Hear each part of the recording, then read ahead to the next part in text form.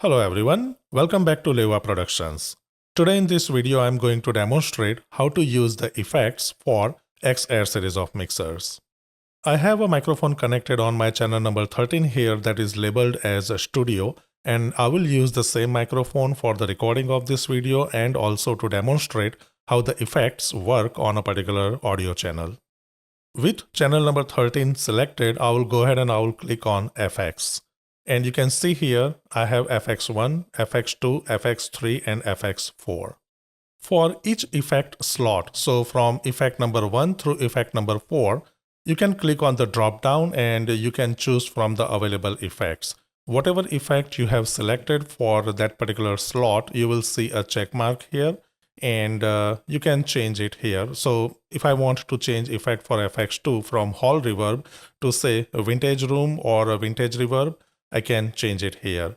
You can also click on the type, and when you click there, along with the name of the effect, you will also see the image for that specific effect, and based on that also you can choose or select whatever effect you want to select. There is one more thing that you should note for individual slots, so from 1 through 4, for example slot number 4, I have dimensional chorus here, and I'm on channel number 13. If I go to channel number 10, I will see the same effect here. And if I change the effect number 4 for channel number 10 from chorus to say rotary speaker, then if I go back on my channel number 13, it will be modified here as well. So point is, you cannot have individual separate effect per slot per channel. Whatever you select for individual slot, it will be applied to all the channels here from 1 through 16th.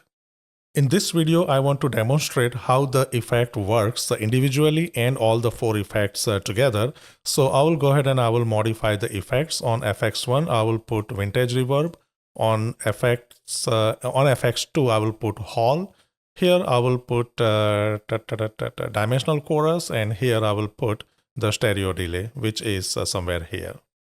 Now that we have our effects already set up in individual slots, I will go ahead and I will click on the Sends tab here, and you will see FX1, 2, 3, and 4. In the Sends tab here, we are seeing multiple options for the effects 1 through 4 and auxiliary buses 1 through 6. I will make a separate video for this auxiliary bus settings, and we will focus on effects in this particular video. The names of these settings are pretty much self-explanatory, like input level, pre-EQ or post-EQ or pre-fader, or at the post-fader level, you can apply the effects. Generally, it's a standard practice to apply the effects only at the post-fader level, so I'm not going to change any of this. I will simply keep it at the post-fader for all the effect slots. There is one more setting that we should understand. Changes affect all the channels. So right now I am on channel number 13 and FX4 I have post fader. If I select it to pre-fader, and if I go back to channel number 12, you will see that FX4 it is now changed to pre-fader. But if I deselect this option, and now if I change for channel number 12 this to the post EQ for FX number 4, and if I come back to the channel number 13, it's still selected as a pre-fader. And if I go back to the channel number 12, you will see that now it's changed to the post EQ. Generally, it's a good practice to keep these changes for the sends for both effect and the buses. Always you should apply it to the all channels. So I'll go ahead and I will click it, changes affect all the channels. I will come back to my channel and I will select it post fader. I will go ahead and I'll increase the signal of FX1 for channel number 13. That means I'm sending the signal of my channel number 13 to the FX1 slot, and I'll increase the level somewhere here. I'll increase this guy. I'll also increase this guy randomly, and I'll increase this guy as well. Intentionally, I'm keeping the decibel level of each FX slots different for my channel number 13. And now we are expecting that because we are seeing some activity here, we should hear the effect of these effects individually or all together on my vocal, but we are not listening to that. And there is a reason why. We right now sent the signals. So we did send the signal to the individual effect slots, but we did not use the return option to mix it with the main left and right. So I will go ahead and I will increase FX1 here, and you will start listening the effect of slot number 1 on my vocal. I will go ahead and I will increase FX number 2. That will be a hall reverb that you will see here. I will reduce it a little bit to make it like a pleasant audio listening. Effect number 3, I will go ahead and I will increase it. And whatever effect I have placed there, you will hear it on my audio signal. And same thing with FX number 4. It's a delay. You can see the effect. I will reduce it, and I believe the third one was probably the chorus, the multidimensional chorus, if I'm not wrong. Anyways, I'll reduce it.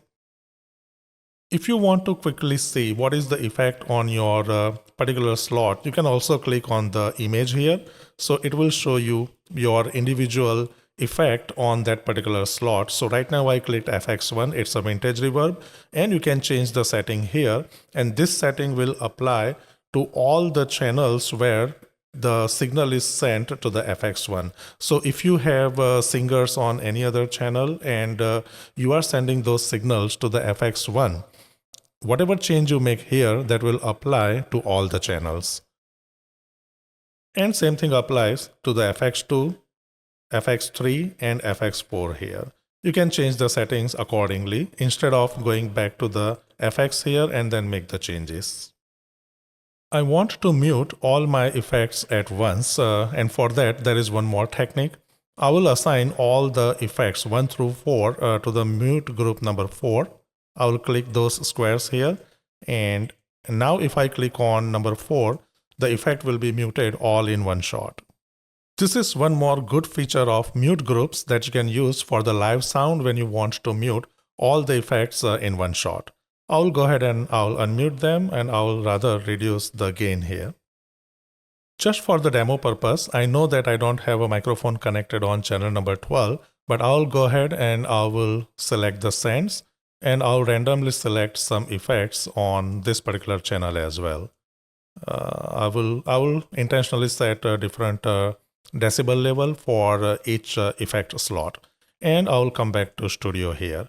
With these settings now, so on channel number 12 and 13, we have some effects set on all the 4 slots, and I will click on FX1.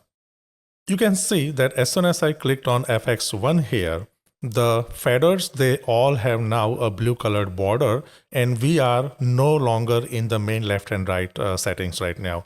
So if I change this master fader, it's not going to affect the sound or the signal that is going to the front of the house. I can click main left and right again, and now I am back to the main left and right section, and if I change the fader, this will change the audio signal that is going to the front of the house speakers. Going back to the FX1 here, you can see that when I clicked on FX1, the fader settings are now changed. The studio is showing -8, channel number 12 is showing -9.5, and these are the FX1 signals which are routed to the slot number 1 for the effects for individual channel.